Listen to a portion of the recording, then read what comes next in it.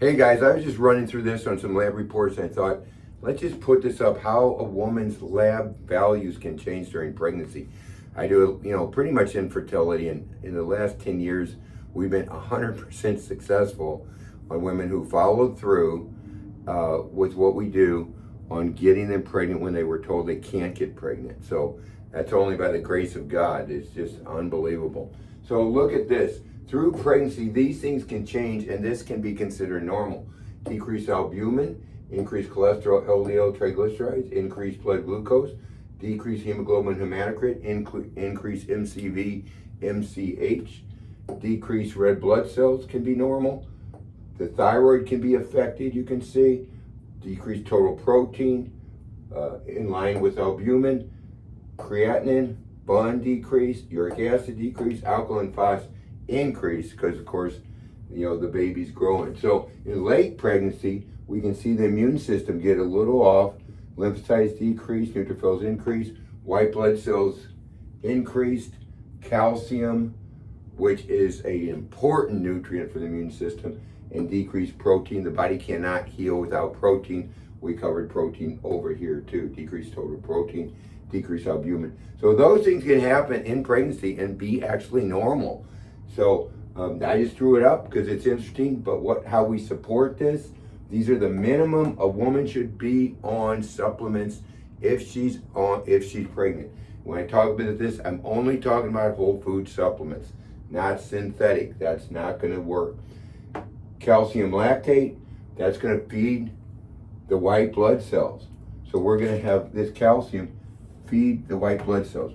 Fish oil, that's something that's so important all the time, but in pregnancy, not that over-counter stuff. You need something from a clinical company that doesn't heat it and ruin it. So I do a lot with fish oil because of brain span testing. So I know which fish oils are the best because I test them in the blood. Iron, the baby's going to start sucking iron. And a lot of this too is, when you look here, that could have to do with iron, why it's decreasing. The baby's starting to suck iron. And then these two I put here, chlorophyll and wheat germ. Every woman, once they get pregnant, we give that. And the reason is because it helps hold the baby. I think it's 47% of miscarriages, females are low on vitamin E, which we can get from wheat germ. We can get it from other sources, but that's the best. Not the over-the-counter stuff that's dialpha-tocopherol. That's not a nutrient. When you look at the label, you see dialpha-tocopherol. That is not a nutrient. That is a chemical made by some pharmaceutical company. So when you think, well, yeah, I'm getting vitamin E, no, you're not. That's a very small fraction of vitamin E in just the chemical formulation of dialpha-tocopherol, which will displace beta and gamma tocopherol, and which those two combat cancer cells. So you certainly don't want to take dialpha-tocopherol.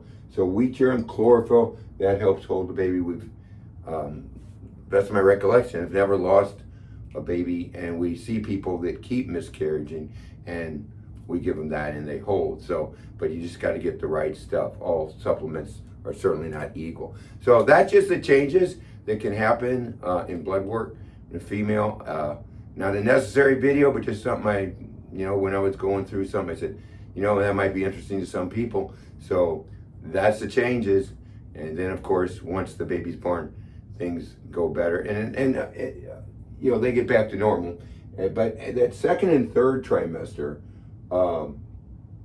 we start adding on this some green food so we can get some, great strength in that baby. Get those vegetables, concentrated vegetables to that baby too.